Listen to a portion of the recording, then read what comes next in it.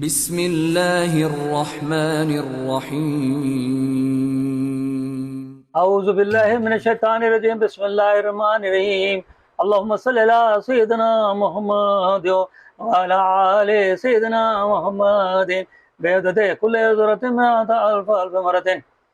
میرا آج کا موضوع ہے حضرت موسیٰ علیہ السلام قبر میں بیت المقدس میں چھٹے آسمان پر اور وادی ارزخ میں موجود، مگر ہمارے پیارے نبی صلی اللہ علیہ وآلہ وسلم نعوذ باللہ صرف قبر میں موجود۔ یہ پارٹ 2 ہے۔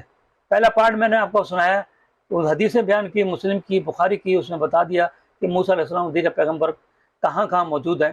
اب یہ جو حضرت ابن عباس رضی اللہ عنہ سے روایت بتائی ہے کہ ان سے کہاں کہاں ملاقات ہو رہی ہے پیغمبروں سے، تو اس کی تشریح مسلم میں جلد اول صفحہ 233 تشریح کرتے ہوئے لکھتے ہیں کہ حضرت عبداللہ بن عباس سے روایت کردہ حدیث میں حضور کو سابق انبیاء کرام میں حج کرتے ہوئے، تلبیہ کرتے ہوئے، یعنی لبیک اللہم لبیک کرتے ہوئے دکھایا گیا ہے، جس کی وجوہات مندرجہ ذیل ہیں۔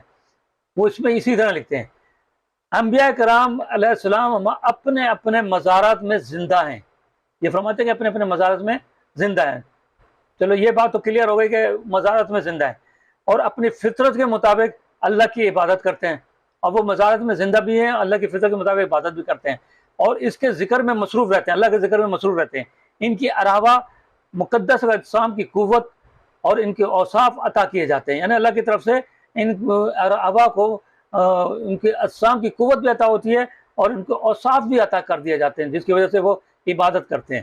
جس طرح علامہ شبیر احمد عثمانی صاحب دیوبندی کے جو ہیں علامہ شبیر احمد عثمانی، انہوں نے مسلم شریف کی شرح فتح المحلم میں یہ حدیث شریف نقل فرمائی ہے، الانبیاء احیاء فی قبورہم، اور ان کا زندہ ہونا یا خلق کے خلاف نہیں، کیونکہ اس میں کوئی اختلاف نہیں کہ انبیاء کرام کا درجہ شہداء سے افضل ہے، اور شہداء کی زندگی نص قطعی سے ثابت ہے۔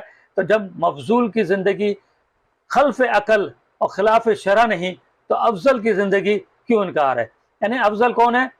شہیدوں سے زیادہ انبیاء کرام، وہ قبر میں بھی زندہ ہیں، قبر میں زندہ کر رہے ہیں، باقی اور کہیں نہیں کر رہے ہیں، لیکن یہ قبر تک محدود کر رہے ہیں، کیونکہ ان دیوبند مسلک میں جو ہے نا وہ قبر تک کہتے ہیں کہ زندہ ہے، اور اس میں حدیث بھی موجود ہے کہ وہ قبر میں انبیاء کرام کو اللہ تعالیٰ نے زندہ رکھا ہے، کہ قبر کی مٹی جو ہے نا وہ ان کے جسم کو نہیں کھاتی، وہ قبر میں زندہ ہے، اس وجہ سے یہ لوگ کہتے ہیں کہ قبر میں زندہ ہے۔ لیکن دوسرے فرقے، کئی فرقے ہیں جو اس بات کو مانتے ہیں کہ قبر میں نہیں بلکہ ویسے بھی زندہ ہیں۔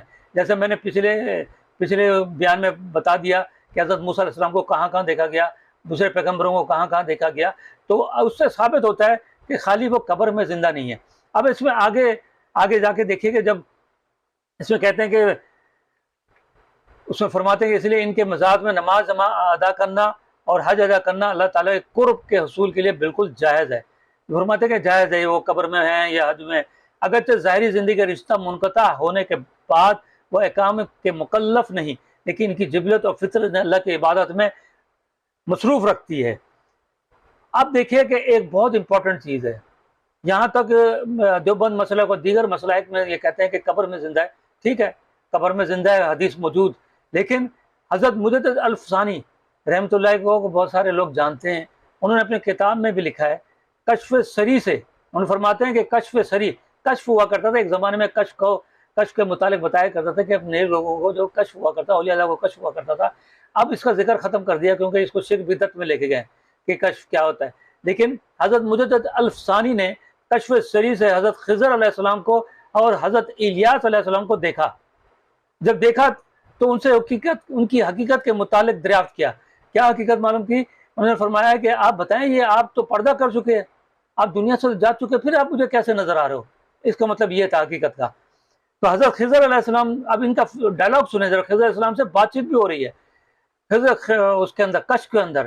حضرت خضر علیہ السلام فرمانے لگے، میں اور الیاس زندوں میں سے نہیں، کہتے ہیں ہم زندوں میں سے تو نہیں، ہم زندہ کی طرح نہیں ہیں، لیکن اللہ تعالیٰ نے ہماری ارواح کو ایسی قوت بخشی جس سے ہم مجسم ہو گئے، یعنی کہ ہمارا جسم آ گیا، ہمارے روح کے اندر طاقت آ گئی، ہم مجسم اور زندوں کے سے کام کرتے ہیں، کہہ رہے ہم زندوں کی طرح کام کرتے ہیں، لیکن ہم دنیا میں موجود نہیں، لیکن ہماری ارواح کو اتنا وہ طاقت عطا فرما دے کہ ہم زندوں کی طرح کام کرتے ہیں.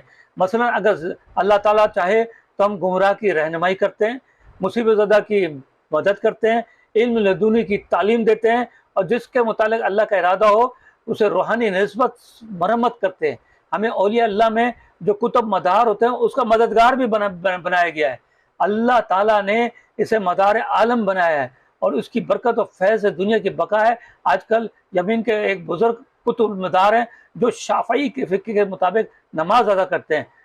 جس طرح خضر علیہ السلام الیاس کی عراوہ کو مجسم ہونے کی طاقت عطا کی جاتی ہے، اسی طرح انبیاء کرام کے وہ مجسم اشکال میں آپ صلی اللہ علیہ وسلم کو دکھایا گیا.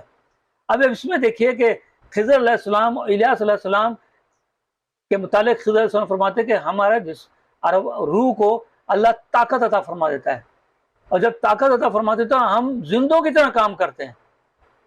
بھائی جب ہم سارے زندوں کی طرح کام کرتے تو ہمارے نبی صلی اللہ علیہ وسلم کیا کام نہیں کر سکتے؟ جو تمام انبیاء کے امام ہیں، وہ رحمت اللہ عالمین ہیں، رب العالمین. جہاں جہاں رب موجود ہے ہمارا پیارے نبی صلی اللہ علیہ وسلم بھی وہاں ان کی رحمت موجود ہے.